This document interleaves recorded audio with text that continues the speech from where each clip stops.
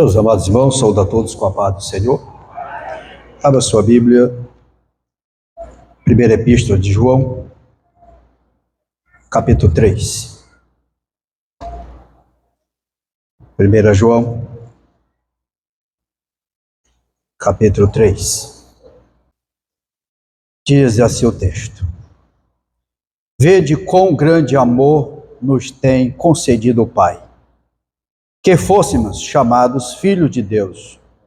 Por isso o mundo não nos conhece, porque não conhece a Ele.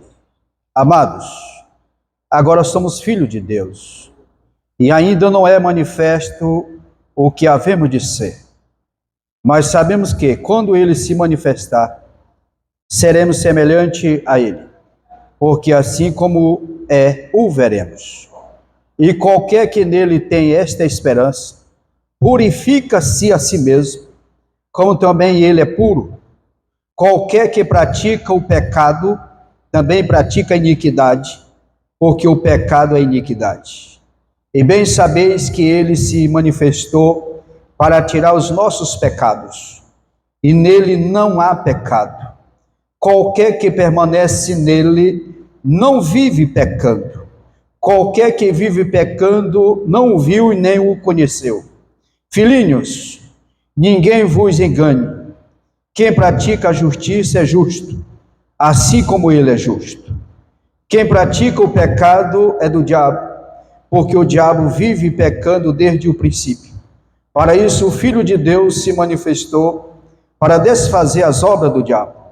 Qualquer que é nascido de Deus não vive na prática do pecado, porque a sua semente permanece nele, e não pode viver pecando, porque é nascido de Deus. Amém? Podeis tomar vossos assentos. Quero louvar a Deus nesta oportunidade. Por mais uma vez podemos estar aqui, depois de um dia. Eu tenho certeza que muitos tiveram um dia de labor, mas está aqui na casa do Senhor. Deus venha recompensar os vossos passos. Esse texto, que ora nós lemos, observando ele, a leitura dele já é autoexplicativa, né? Mas eu quero dar um tema nesta noite: o crente e as bênçãos da salvação. O crente e as bênçãos da salvação. Salvação é um sinônimo espiritual de filiação, pois todo bem-estar dado na salvação chega aos homens como parte da natureza de sua filiação a Deus. Mas, para manter esta comunhão de filhos de Deus, é necessário sermos diligentes e produtivos com aquilo que recebeu do Senhor. Precisamos nos apegar aos fundamentos da fé e aos princípios básicos das Sagradas Escrituras. Somente através dela é possível ter uma vida de compromisso absoluto com Deus, de forma que ela não seja somente conceitual ou teórica, mas prática, assim como o modo de viver de Cristo e de seus discípulos. Então, esse texto, ele requer isso de nós. Primeira observação é a posição do cristão diante do pecado. Como crentes, nosso valor próprio se baseia no fato de que Deus nos ama e nos chama para que sejamos seus filhos. Olha que Deus, Ele nos ama e nos chama para que sejamos seus filhos. Somente seus filhos. Agora, e não em algum momento futuro, é imediato. Saber que somos seus filhos deve nos encorajar para que vivamos como Jesus viveu. É o desafio para nós. Vamos ver que Paulo escrevendo aos Romanos, no capítulo 8 da carta aos Romanos, e o versículo 17. Vamos ler do 14 ao 17. Quando diz: porque todos que são guiados pelo Espírito de Deus, esses são os filhos de Deus. Porque não recebeste o espírito de escravidão, para outra vez estar em temor, mas recebeste o espírito de adoção de filhos, pelo qual chamamos Abba Pai. O mesmo Espírito testifica com o nosso espírito que somos filhos de Deus. E se nós somos filhos, somos logo herdeiros também. Herdeiro de Deus e co-herdeiro de Cristo. Se é certo que com Ele padecemos, para que também com Ele sejamos glorificados. Aqui fala da consumação da salvação, que é a glorificação. Mas já nesta vida, desfrutamos desse privilégio de sermos filhos de Deus.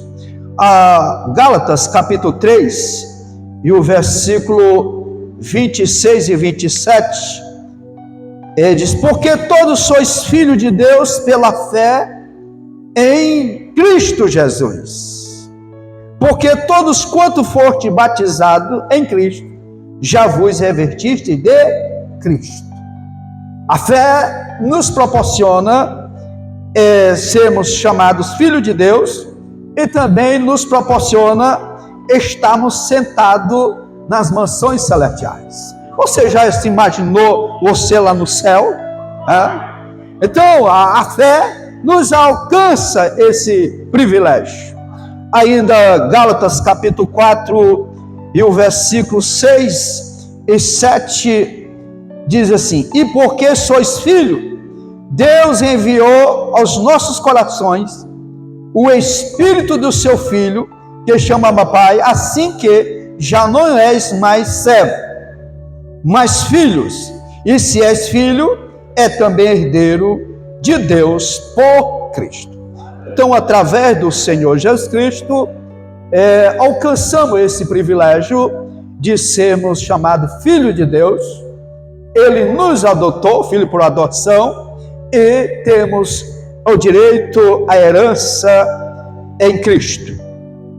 O homem que vive a pecar, sem ter tristeza ou arrependimento de suas más ações, comporta-se como se a lei divina não existisse.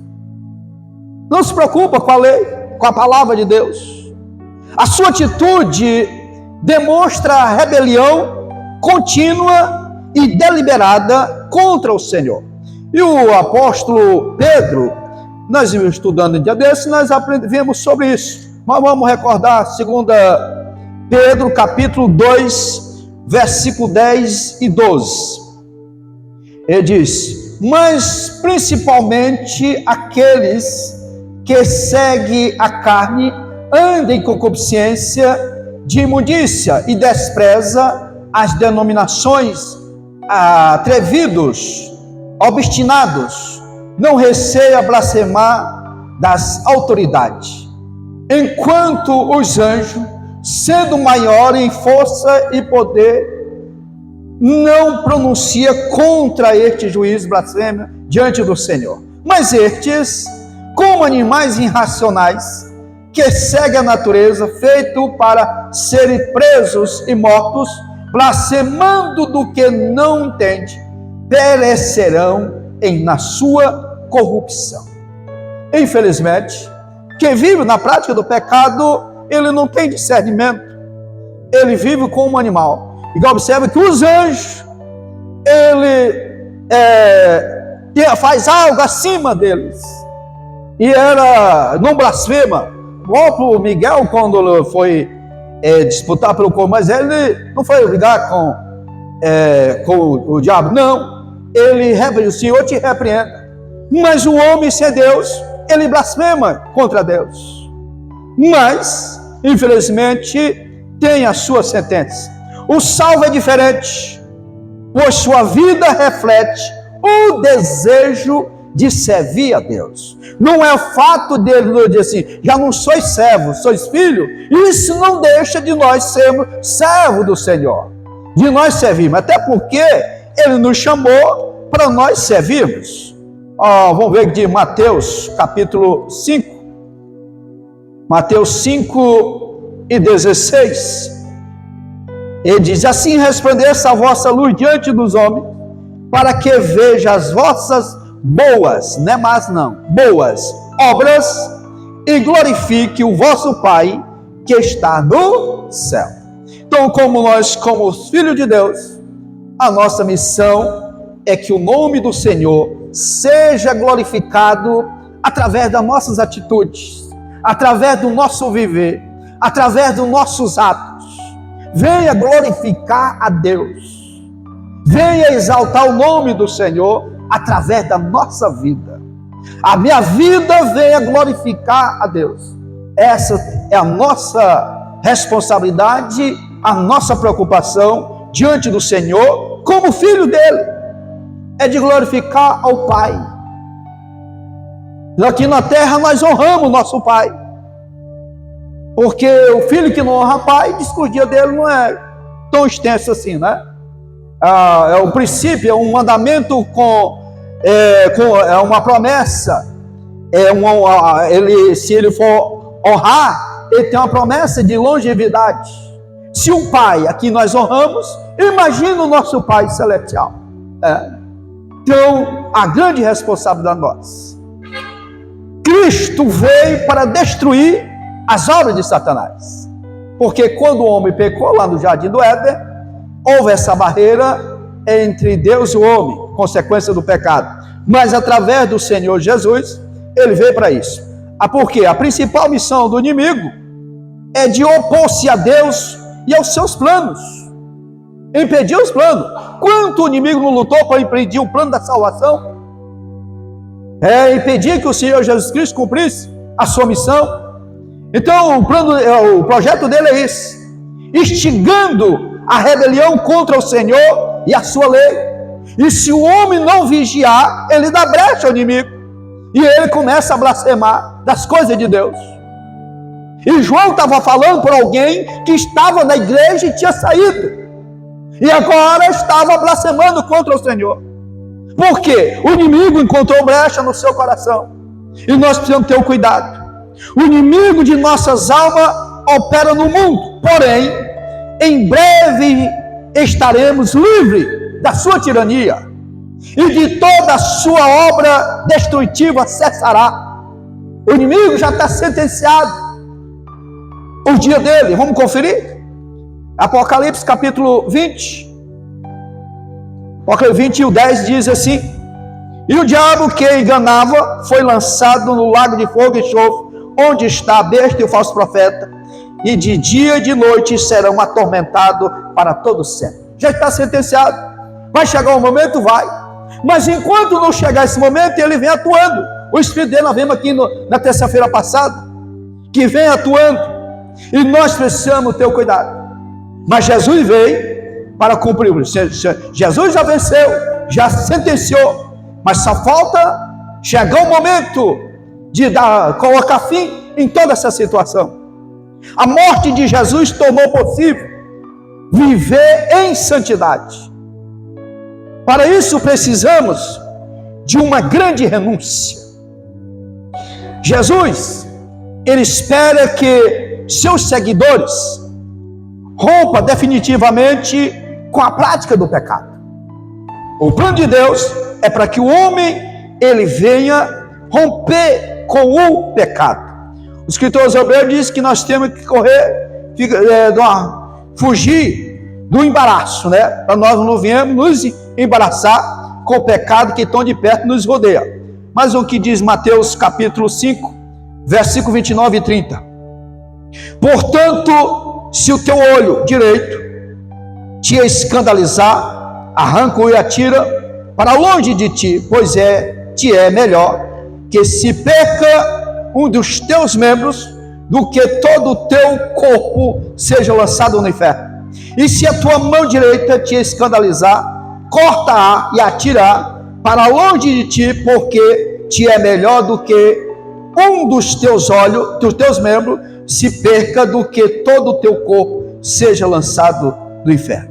Infelizmente, aqui uma advertência, aqui não é literal, porque a importância que tem a nossa vista, a importância que tem as nossas mãos, os membros do nosso corpo, eles são importantes, mas eles chegam ao ponto de dizer o quanto é mais importante nós entrarmos no céu. E aqui é prevenindo para que nós não venhamos trazer escândalo para a obra do Senhor, para que nós não sejamos pedra de tropeço na vida de ninguém, e que no mesmo não venhamos tropeçar. Onde entra a vigilância e a renúncia na nossa vida. Depois você pode ver Mateus capítulo 18, versículo 8 e 9, ele vai estar falando do mesmo sentido. A Bíblia declara que quem permanece em Cristo não peca, ou seja, não peca deliberadamente, porque pecar, todos os dias nós pecamos, mas são pecados involuntários, não são pecados premeditados, não são pecados que a pessoa está consciente do que ele está fazendo. Pecado involuntário, todos nós pecamos, mas aqui é que ele está nos alertando, é com o pecado que a pessoa está sabendo que está fazendo, está errado, e ele faz. Olha o que diz o versículo 6 na lema: qualquer que permanece nele não vive pecando, porque quem vive pecando não viu e nem o conhece, não teve a intimidade com o Senhor, não estreitou um relacionamento com ele, isto é, não vive na prática do pecado. E ele diz que porque aquele que vive próximo do Senhor, se aproxima dele, ele é protegido, previne contra as transgressões, as advertências do Espírito Santo que nele habita. Então somos admoestados tanto pelo Espírito como pela nossa consciência. Nós somos admoestados a não pecar. A consciência, ela nos avisa que aquilo que a pessoa está fazendo está errado, e é preciso que nós retrocedemos e nos aproximamos do Senhor. Domingo nós vamos ter um assunto semelhante a esse. Quando eu estava estudando, me lembrei desse assunto que nós vamos estar aqui aprendendo domingo na escola dominical. Mas o que diz Tiago 4 e 5? Tiago 4 e 5, ele diz assim: ou cuideis vós quem vão, diz a Escritura, o Espírito em que nós habita tem ciúme. Mas a palavra na versão original aqui é zelo. É o zelo do Senhor para conosco. É o zelo no sentido dele nos amar, e não quer que nós viemos nos embaraçar com os negócios dessa vida. Ele quer nos proteger. E até porque a palavra ciúme ela não serve em lugar nenhum. Ela não serve na obra e nem serve em casamento. A palavra ciúme ela não serve para nada. Ela não é de Deus. Deus tem o quê? O zelo e a proteção. Pelo amor dele, ele tem um zelo por nós. Esse sentido é do quanto o Senhor ele nos ama, e ele quer que nós tenhamos uma vida de comunhão com ele. A Bíblia é enfática ao dizer que uma pessoa que vive o pecar não conhece a Jesus. Ele não conhece a Jesus. Versículo 11. 3 João, versículo 3, ele diz, na terceira, ele diz assim: porque muito me alegrei, não, é o 11, amado, não siga o mal, mas o bem. Quem faz o bem é de Deus, mas quem faz o mal não tem visto a Deus. Então, a 3 João deixa bem claro, porque a Bíblia é bem clara em dizer que uma pessoa que vive a pecar não conhece a Jesus. Terceiro, viver na prática do pecado é incompatível com o ministério do Espírito Santo. Uma das tarefas do Espírito Santo é a implantação da nova natureza do crente. E foi isso que nós vimos lá no Evangelho segundo escreveu João, capítulo 3. João, capítulo 3, versículo 5 ao 8. Ele diz: e olhou para ele. Não, estou vendo aqui, é Atos, é João 3, 5. Jesus respondeu: na verdade te digo que aquele que não nascer da água e do Espírito não pode entrar no reino de Deus. O que é nascido da carne é carne, e o que é nascido do Espírito é Espírito. Não te maravilhes de ter te dito: necessário vos é nascer de novo. O vento sopra onde quer e ouve a sua voz, mas não sabe de onde vem e nem para onde vai. Assim é todo aquele que é nascido do Espírito. Ou seja, é conduzido por Ele, é guiado por Ele. Então ele anda na direção do Senhor. É essa mudança que o Espírito Santo ele faz na nossa vida. Ele implanta em nós essa nova natureza. E essa natureza que chamado Filho de Deus, e faz parte da família de Deus. Porque quando o homem recebe esta nova natureza, ao aceitar a Cristo como nosso Salvador e Senhor, passa a fazer parte da família de Deus. É um dos versículos que eu gosto muito, de Efésios 2,19, porque às vezes alguém não é tão querido, talvez não seja de uma família, mas aqui deixa bem claro que você faz parte da família de Deus. Assim que já não sois mais estrangeiro e nem forasteiro, mas concidadãos dos santos e da família de Deus. Aleluia! A importância que Jesus trouxe para nós através do seu sacrifício nos tornou participante da família de Deus. Um dia eu conversando com uma irmã em determinado lugar, e ela muito triste por um abandono de família. Tem aquela família que às vezes a vida financeira ela se estabiliza e às vezes esquece daqueles menos favorecidos. Antes tinha uma amizade, mas o poder aquisitivo mudou ela. E o poder aquisitivo não é para mudar ninguém, amados. O poder aquisitivo não ficou para ninguém se exaltar. Até porque ele é um administrador daquilo que Deus confia a ele. Só somos administrador daquilo que Deus nos confiou. Então não dá direito nos exaltar, administrar aquilo que não é nosso. Só somos administradores. E ela disse: olha, minha família, que era muito próximo, mas se estabeleceram e esqueceram. E ela disse: hoje eu não tenho família. Eu disse: você faz parte da maior família. Você faz parte da família de Deus. E quando eu falei isso, as lágrimas dela desceram. Ela começou a chorar. Talvez a sua família não lhe valorizou tanto, deixou que o poder aquisitivo viesse esquecer de você, mas o pai diz que ele não esquece dos seus filhos. A mãe pode abandonar o filho, mas ele não abandona. Bendito seja o nome do Senhor. Você faz parte da família de Deus. Essa nova natureza preveniente de Deus reflete o caráter de Cristo nas nossas vidas. E aqui é o que é através do fruto do Espírito. Essa natureza, ela vai, através do Espírito Santo, vai trabalhar na nossa vida e esse fruto ele vai produzir. O Espírito Santo vai produzir o fruto.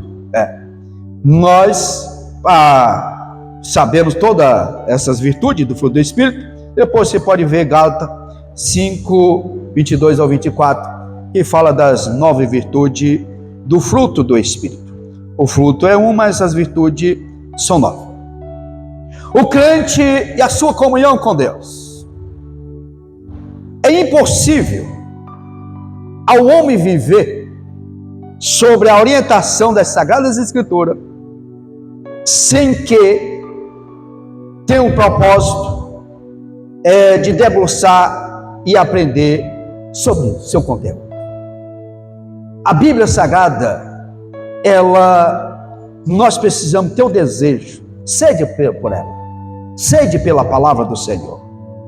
Olha aqui o apóstolo João diz, capítulo 5, versículo 39. João 5 e 39. Ele diz assim: examinais as Escrituras, porque vós cuidais ter nelas a vida eterna, e são elas que testificam de que de mim testifica. A palavra do Senhor, a pessoa conhece. Quando alguém tem intimidade com a palavra do Senhor, é conhecido, não tem como esconder.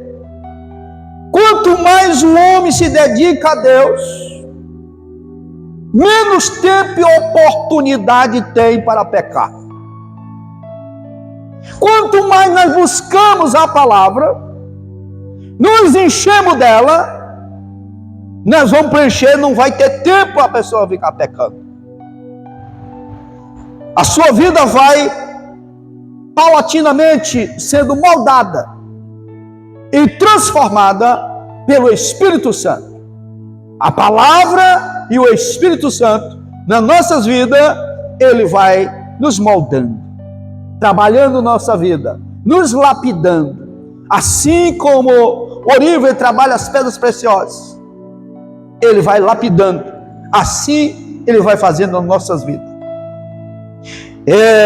Cada vez mais, ele se torna cada vez mais contrário ao pecado. Quanto mais você busca o Senhor, mais você vai ter repugnância pelo pecado. Vamos dizer que diz Efésios 4, carta aos Efésios, capítulo 4, versículo 22 ao 24. Diz assim: que quando ao trato passado vos despojeis do velho homem, que se corrompe pelas concupiscências do engano, e vos renoveis no espírito do vosso sentido, e vos revistais do novo homem, que é segundo Deus, e é criado em verdadeira justiça e santidade. Então a palavra, ela nos proporciona essa mudança. Quero falar algumas atitudes que ela vem nos ajudar, nos auxiliar a estreitar a nossa comunhão com Deus. Quais são elas? Primeiro, a meditação na palavra. A meditação, ela unida à oração, é a maneira mais produtiva de um crente desenvolver o seu conhecimento da palavra de Deus e os seus valores. Meditação e oração. Ou você já chega, já pega a Bíblia assim, já vai abrindo ela e lendo. Ore. Não precisa fazer aquela oração de minuto de sabedoria, não. E fechar o olho e abrir a Bíblia. Eu quero ver Deus falar comigo. Não faça isso não, mano. Toda a Bíblia ela fala conosco, tá? Que tem gente que fecha o olho, quero ver Deus falar comigo aqui. Isso não é prática nossa não, mano. A prática nossa é de abrir a Bíblia e nós meditarmos nela. Orar, Senhor, fala comigo. E Deus vai falar conosco. Ela fala conosco, dá uma resposta. E não pensa numa resposta boa, é quando a palavra de Deus, ela fala conosco.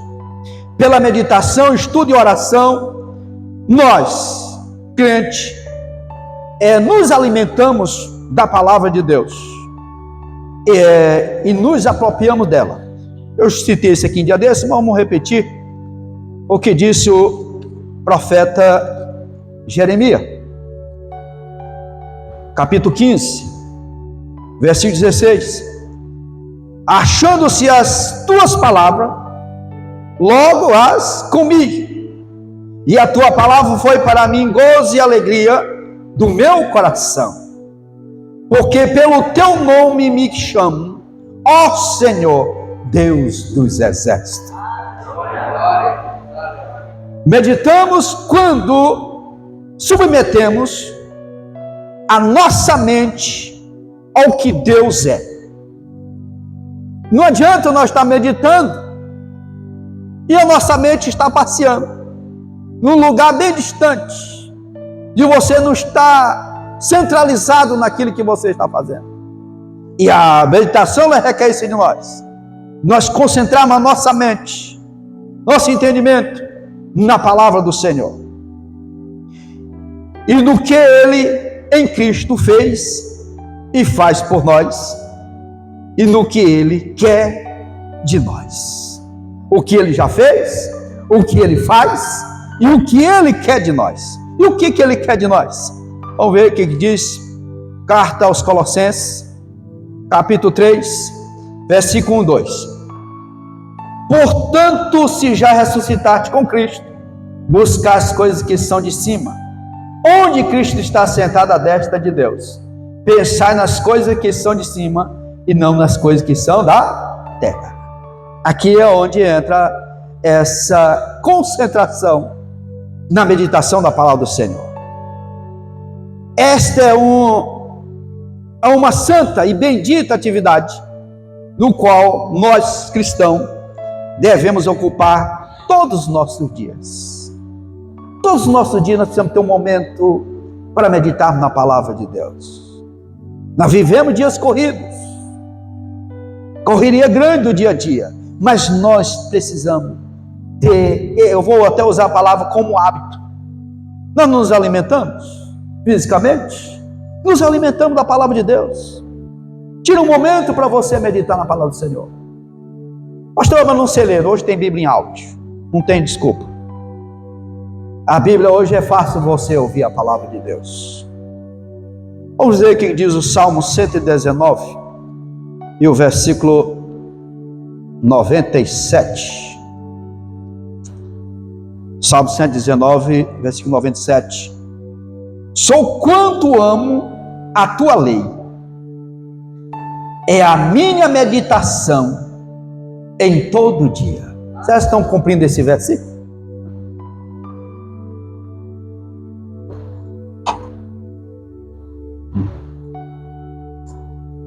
Será que nós estamos vivenciando este versículo?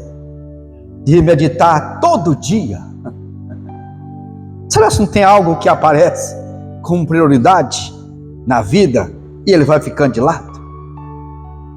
E Paulo, ele insta com os irmãos lá de Filipe, os filipenses, para que ele discipline e ocupe a sua mente com o que é verdadeiro, com o que é honesto, com o que é justo, com o que é puro, com o que é amável, o que é de boa fama, o que é virtuoso e o que é louvável. Então Paulo ele chama aqueles irmãos para eles buscar ocupar suas mentes com a palavra de Deus, com aquilo que nós chamamos das peneirinhas lá de Filipenses 4 e 8. Que aquilo quando você quer falar, mas se você passar por essas peneiras, você não vai dizer o que você queria dizer. Mas se a nossa mente está ocupada com essas virtudes, nós vamos estar focados naquilo que é de Deus. E ele também aconselhou ao seu obreiro, jovem obreiro Timóteo. Vamos ver o que diz 1 Timóteo, capítulo 4. Capítulo 4, versículo 15. Medita estas coisas, ocupa-te nelas, para que o teu aproveitamento seja manifesto a todos. Ele ele precisava estar envolvido, ele como obreiro precisava ter algo conteúdo para alimentar o povo. E aqui Paulo fala para ele se envolver com a palavra de Deus, ele buscar a palavra do Senhor. Então, primeiro, a meditação. Segundo, a oração. A oração é a maneira direta que nós cristãos de falar com Deus. Orar não é um monólogo, mas é um diálogo, é uma conversa, é um diálogo do cristão e Deus. É aquela conversa de pai e filho. Ou tem filho que não conversa com o pai? Não, filho, não tenho tempo de conversar com você agora não, estou muito ocupado. Pai nunca pode fazer isso. Se você não pode naquele momento, meu filho, tal hora nós vamos sentar para conversar. E não espere ele perguntar, você que vai, meu filho, vamos conversar, você queria conversar comigo. Porque se o filho não tem o hábito de conversar com o pai, como é que ele vai ter que conversar com Deus? Se ele não é ensinado a ter diálogo no meio da família, se ele não tem o costume de conversar com seu pai. E aqui, a oração é um diálogo. Nós conversamos com o pai. Tem filho que ele consegue mais coisas do pai do que outros, não tem? Principalmente as filhas, né? Chega, meu paizinho, na cabeça. Ali faz um cafunézinho nele, se derrete todinho, né? Aí o filho já assim, mas mamãe, fala lá com ele lá que eu estou precisando de um trocado, né? Filho mais assim, mas a filha não, ela chega direto. Mas isso falta a ver do filho ter essa liberdade com o pai, de chegar e falar com ele. Então esse diálogo com Deus, essa conversa, é onde você vai retratar. Mas pastor, mas Deus sabe todas as coisas, sabe? Ele é onisciente. Mas Ele quer ver de nós. Ele quer ter esse estreitamento de comunhão com Ele, de dialogar com Ele, conversar com Ele. E para conversar com Deus não existe fila. Tem alguém que diz, de madrugada a fila mesmo. Para Deus não tem fila. Qualquer momento que nós chegarmos diante do Senhor, Ele está pronto para nos atender.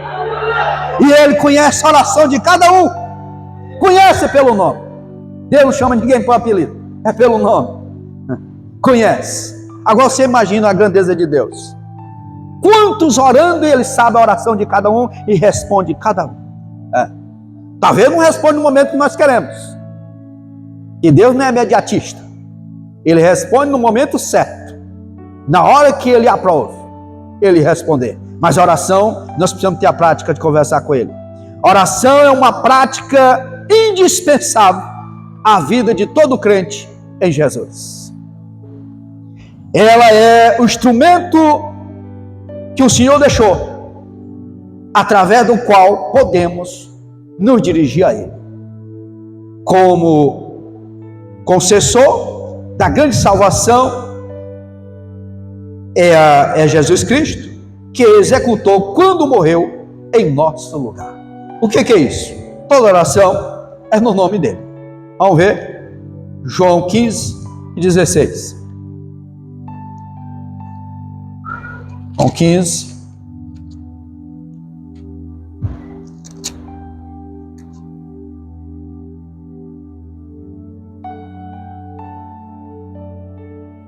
João 15, isso mesmo, 16. Eu que perdi aqui. Nós vemos aqui, quando ele diz que ele nos escolheu, e ele nos chamou para nós darmos fruto. Aqui, colocando como o poder é dele. Aí ele vai dizer, bem no finalzinho, a fim de tudo quanto em meu nome pediste, em nome de quem? De Jesus, né? Em nome de Jesus pediste ao Pai, ele vos conceda. Então a oração, ela é em nome de Jesus. Eu já vi oração em nome do Pai, do Filho e do Espírito Santo. Quem é mesmo que é direcionar essa oração? Que essa aí é implementar as bênçãos apostólicas, né? Toda oração, ela é no nome de Jesus. Aí eu só ouvi alguém orando em nome do Pai, do Filho e do Espírito Santo. Eu digo, quem foi mesmo o nome essa oração no nome da Trindade aí? Ela é no nome de Jesus. 16 e 23 de João. Isso. E naquele dia nada me perguntareis. Na verdade vos digo que tudo quanto pediste a meu Pai, em meu nome, ele vos há de dar. Aí a gente analisa assim, como é que está essa comunhão nossa com Deus? Para pedir e ele nos atender. Aí alguém diz, não, mas Deus dá, ele observa se nós temos capacidade de receber aquilo que ele nos dá. Eu entendo que o crente que tem a presença do Senhor, que vive em comunhão com ele não vai pedir algo mirabolante. Ele vai pedir algo certo. Ele sabe o que ele está pedindo para o Senhor. Ele sabe o que ele está falando para o Senhor. Consciente do que ele está pedindo. A oração é um meio de comunhão entre Deus e o crente. E deve ser exercido espiritualmente voluntário, almejando indispensável e constante em nossas vidas. Essa é a segunda. E por último, é o jejum. Pastor, jejum no século XXI, na fala de jejum ainda. Se Jesus tivesse dado nenhuma ênfase sobre esse assunto, poderíamos não falar mais sobre jejum. Aí diz, a prática do jejum, juntamente com a oração, que os dois andam juntos, ela é necessária nas nossas vidas. Vamos ver por que é tão necessária? Mateus 17 e 21. 17 de Mateus e o versículo 21. Mas esta casta de demônio não se expulsa senão pela oração e pelo jejum. Jesus aqui estava motivando o discípulo a manter uma vida, porque senão vê a pessoa envergonhada. Claro que hoje nós estamos vendo o dia, o inimigo não se manifestando igual aqueles tempos. Sutilmente que ele vem trabalhando, de outra maneira. Mas nós precisamos ter cuidado, andar com a vida consagrada. E nós não podemos negligenciar o jejum, porque ele é um ensino bíblico. Além do seu valor espiritual, o jejum ensina a nós, cristãos, disciplinar os nossos apetites carnais e fortalecer a vida espiritual. O jejum, ele não muda Deus, mas o jejum muda a nossa vida. Ele muda a nossa vida, porque ele está nos arrebentamentos. E Jesus, ele jejuou e ensinou os seus discípulos a jejuar. De que forma que Jesus ensinou? Quando ele disse, quando jejuardes? Então ele não está dizendo se jejuardes, não. É quando. Então só faltava dizer qual o dia, qual o momento. Então ele motivou o discípulo a jejuar. Aí ele dá a prática. Ele diz como deve ser. Vamos ver o que ele diz lá em Mateus, capítulo 6, e o versículo 16. E disse, quando jejuardes, não vos mostreis entristeçados, como os hipócritas, porque desfigura o rosto, para que os homens pareça que jejum. Em verdade vos digo que já receberam o seu galardão. Jejum é um dia normal, como qualquer outro dia. Você só vai se abster de alimento. Tem pessoas que ele não pode se abster de alimento líquido. Problemas renais, ele tem que ingerir muita água. Mas ele pode abster-se do jejum, que é o jejum parcial, só das coisas sólidas. Período, eu tenho muita preocupação com esses jejuns alongados, de 24 horas, 48 horas. Cuidado com esse negócio, que aí traz uma fraqueza, e aí ele, em vez de, como eu já falei aqui uma vez e repito, em vez de ter visão, tem visagem. Ó.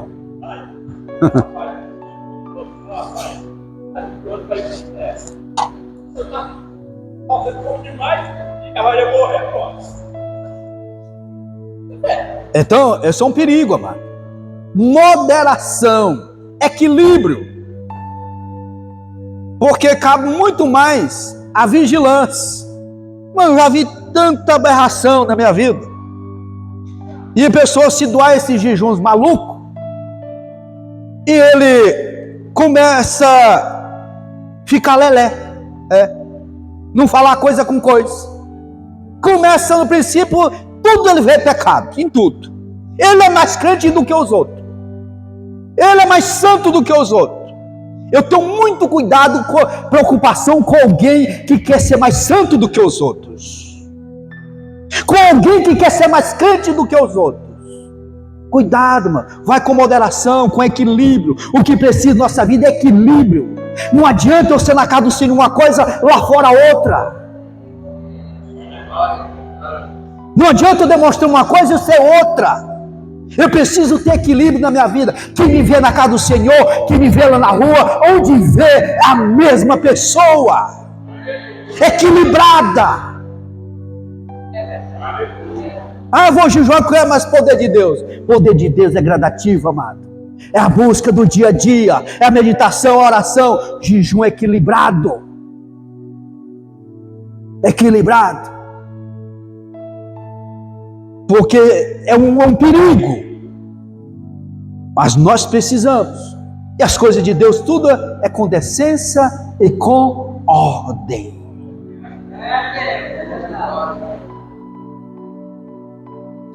E por último, imita o exemplo de que manteve comunhão com o céu. Quem? Jesus. Jesus é o maior exemplo de uma vida de oração. Ele orava constantemente e nos ensina que devemos orar para que não caiamos em tentação. Ser tentado não é pecado, mas cair, aí sim é o perigo. O Filho de Deus ensinou seu discípulo a orar, deixando claro que a oração é parte integrante e fundamental da vida cristã. E aqui ele fala várias vezes. Quando orando, portanto, aí ele ensina como nós devemos orar. Oração modelo, oração do Pai Nosso, que é o modelo de oração. Não é que ela seja uma oração forte. Ela, se a palavra de Deus tiver na nossa vida, mas é um modelo.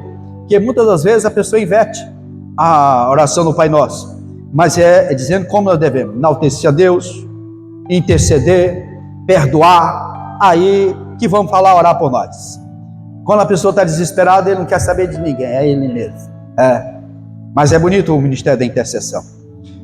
E Paulo é um exemplo de fé e começou a sua vida com oração. Quando Ananias chegou lá na casa de Judas para orar por ele lá em Damasco, diz que ele estava orando. Ele admoestava os seus irmãos uma vida de constante oração. Prova disso que a igreja de Tessalônica, ele disse, orar sem cessar. Era uma igreja que estava assim meio flutuante, e ele disse, vai orar e não apagueis o Espírito Santo. E a igreja de Éfeso também, ele recomendou que aqueles irmãos tivessem uma vida de oração. Nenhum ser humano tem em si mesmo mérito algum diante de Deus, mas através do nome de Jesus podemos esperar a resposta para as nossas orações. Então Jesus, ele é o nosso modelo de oração. O nosso maior exemplo é o Senhor Jesus Cristo. E a igreja primitiva, ela deixou esse modelo. Como aquela igreja cresceu? Através da oração. Lembrando-se que a oração, ela precisa de vigilância. Não adianta eu orar e não vigiar. Amém, meus amados? E Deus continue falando aos nossos corações.